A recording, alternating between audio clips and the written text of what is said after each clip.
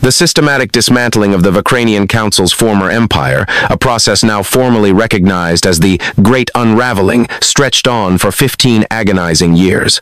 It was a period not merely of military conquest, but of profound political upheaval, social reordering, and the painstaking, often brutal work of nation-building on a galactic scale.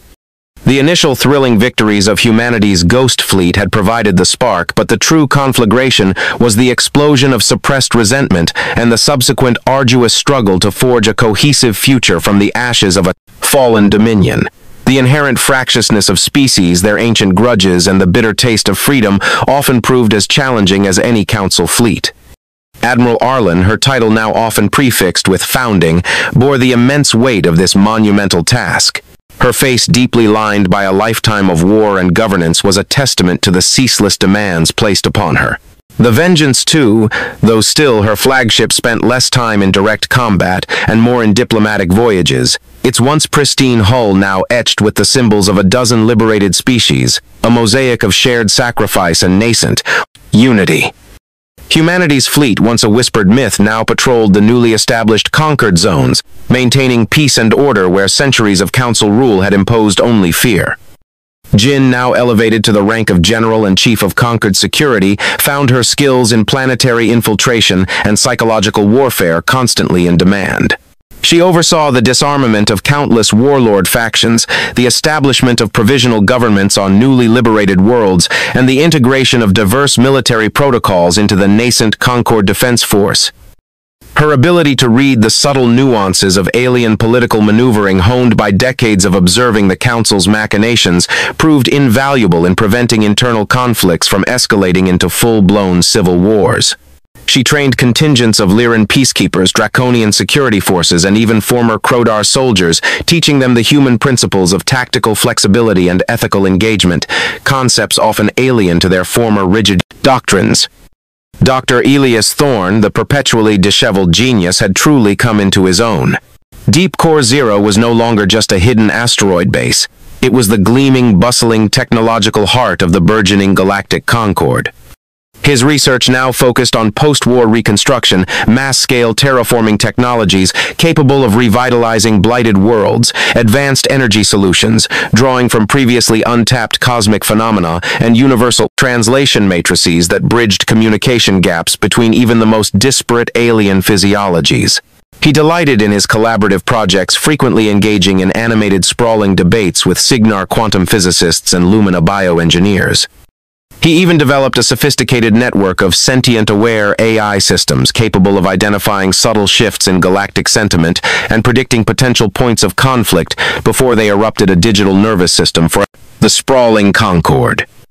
The ultimate goal of humanity and its allies was the establishment of the Galactic Concord, a sprawling, decentralized alliance founded on principles diametrically opposed to the Vakranian Council's rigid control. It was built upon mutual respect, equitable resource distribution, self-determination for all sentient species, and a commitment to collective defense rather than conquest. This was not an empire in the traditional sense, but a cooperative network, a grand experiment in galactic coexistence. However, the path to the Concord was fraught with immense challenges. The power vacuum left by the Council's collapse plunged many sectors into chaos. Rogue warlords, former council commanders attempting to carve out their own fiefdoms, and long-suppressed nationalist movements all vied for control. The draconian homeworld Xylos Prime itself, a flashpoint of internal political instability, saw the rise of the Crimson Pact, a hardline faction of traditionalist draconians who believed humanity's methods were too disruptive, and that true galactic order could only be maintained through the draconian code of honor and strength, not through the human-led Concord's soft diplomacy. Their leader, a charismatic but uncompromising warlord named Drax, began to actively raid Concord shipping lanes and undermine human-backed liberation efforts. Drax believes we are weak because we seek peace, General Jin reported to Arlen, her voice tight with frustration. He calls us sentimental primitives, too concerned with saving lives when a swift, decisive strike would end his rebellion. He challenges our very legitimacy. Arlen, her expression grim, looked at the growing Crimson Pact territories on the holomap. He represents the old ways, Jin, the belief that power flows from the barrel of a cannon, that order is maintained through fear. We broke the council, but we haven't broken the idea of the council. Drax is merely the symptom of a deeper wound in the galactic psyche. The conflict with the Crimson Pact was different from the war against the council. It was a civil war, a battle for the very soul of the burgeoning Concord. Humanity couldn't simply destroy the Draconians. They were a vital potential ally, their honor-bound nature, a valuable counterpoint to human pragmatism. This required a new kind of warfare, one of surgical precision, psychological pressure, and crucially a demonstration of the Concord's superior moral authority. Admiral Arlen initiated Operation Unyielding Compassion, a campaign focused on cutting off Drax's supply lines, isolating his forces, and most importantly, winning the hearts and minds of the Draconian populace. Human and Lumina psionic teams broadcasted messages of unity and peace directly into Draconian minds, countering Drax's fiery rhetoric.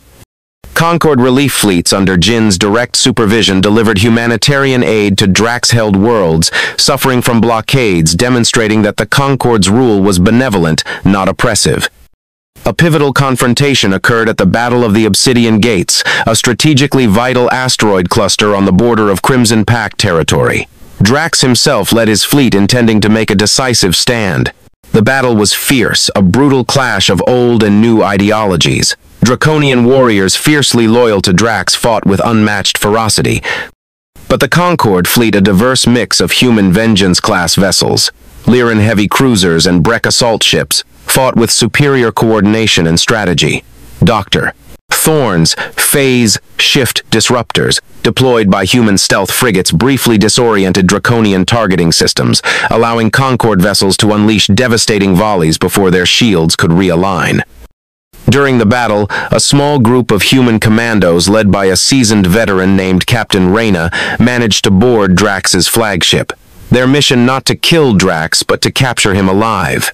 Reyna's team fought their way through elite Draconian guards, engaging in brutal hand-to-hand combat. Reyna herself faced Drax, a towering figure of Draconian pride and martial prowess. Their duel was brief but intense, Drax's ancient blade against Reyna's vibro-axe. Reyna, using human agility and unexpected tactics, disarmed him, pinning him to the ground. "You seek to bleed our people dry, Drax," Reyna snarled, her axe at his throat. "You speak of honor, but your actions bring only suffering. The Concord offers a different path." Drax scoffed. "You cannot conquer us. You are too soft. You are weak." "We are not weak," Reyna countered, her voice resonating with cold fury. "We are resilient. We are tenacious. And we will not let your pride destroy the peace we have fought so hard to build." Drax was captured and brought to the Concord's newly established Central Tribunal on Nexus Prime, a neutral planet designated as the Concord's provisional capital. His trial was a galactic spectacle broadcast across every world. Instead of immediate execution, as he and many others expected, the Concord offered him rehabilitation, a chance to see the galaxy that was being built, to understand the suffering he had caused and the true cost of his rebellion. It was a controversial decision deeply debated by many species, but it was a testament to humanity's guiding principle: justice, not just vengeance. The capture of Drax and the subsequent efforts to rehabilitate him sent a powerful message throughout the galaxy. The Concord was not simply replacing one tyranny with another. It sought true, lasting peace, even for its enemies.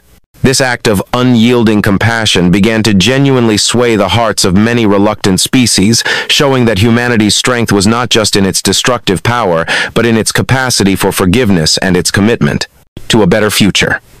The process of deconstructing the remnants of the old council's power and integrating new species into the Concord was a vast, sprawling undertaking.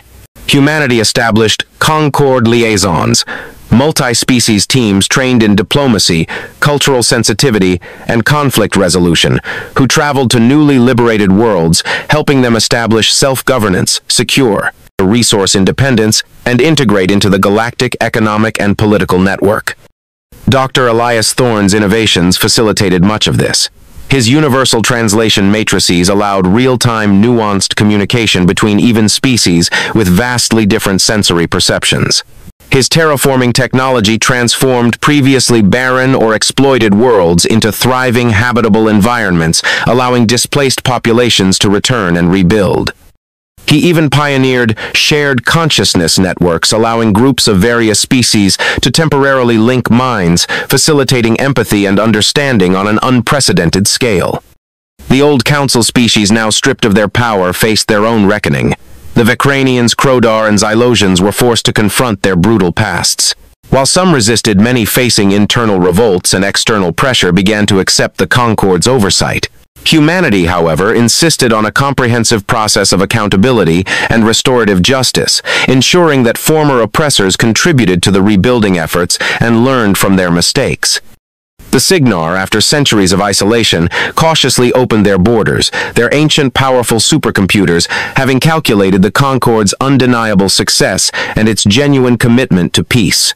They began to share their vast scientific knowledge, particularly in quantum mechanics and interdimensional travel, enriching the entire Concord. The Vengeance 2, now officially designated the Concord flagship Genesis, embarked on a goodwill tour of the galaxy. Its soul cannons were repurposed for scientific research, its void bombs for rapid resource extraction for reconstruction efforts. Admiral Arlen and General Jin, often accompanied by Dr. Thorne, met with newly integrated species, their presence a living testament to the human struggle and the vision of a unified galaxy. One of Arlen's most profound moments came during a visit to Soraya 4, her home colony now fully restored and thriving. The fields of soy leaf stalks, once burned to ash, now stretched green and vibrant under a clear sky.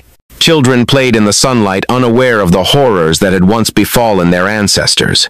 Arlen stood beside a newly erected monument not to war but to remembrance and resilience. It depicted a lone human figure standing firm against a storm, surrounded by emerging alien forms, reaching out to embrace them. A young Lumina diplomat, fascinated by human history, approached Arlen. "Admiral, if I may ask, after all you have fought, all you have suffered, what is humanity's ultimate goal? What does your species truly seek now that you hold such power?" Arlen looked out at the peaceful landscape, a faint, almost imperceptible smile touching her lips. "Our ultimate goal, young one," she replied, her voice soft but filled with the weight of centuries, "is to ensure that no child in this galaxy ever again experiences the fear we did. To build a future where no species is condemned, no world is erased, and no whisper of tyranny can ever take root. We seek to be the last wall between life and oblivion, yes, but also the first bridge to a truly united cosmos. We fought to break the chains, and now we build the foundations of a peace that is both unyielding and compassionate." The galaxy, forever changed, was entering a new era. The echoes of the Vicranian Council's hubris faded, replaced by the rising symphony of the galactic Concord. Humanity, once condemned to extinction, had not only survived but had become the unlikely architect of a new galactic order. They were still the unpredictable ones, the emotional ones, capable of profound fury and astounding empathy. But now these traits were channeled into the tireless work of creation and protection. The universe was vast, and new challenges would undoubtedly emerge, but for the first time in countless millennia, the stars shone with a genuine, unwavering hope. Humanity, the banished, the forgotten, had come home to the stars not as conquerors but as guardians, their vengeance transformed into the vigilant, unending work of building a brighter future for all.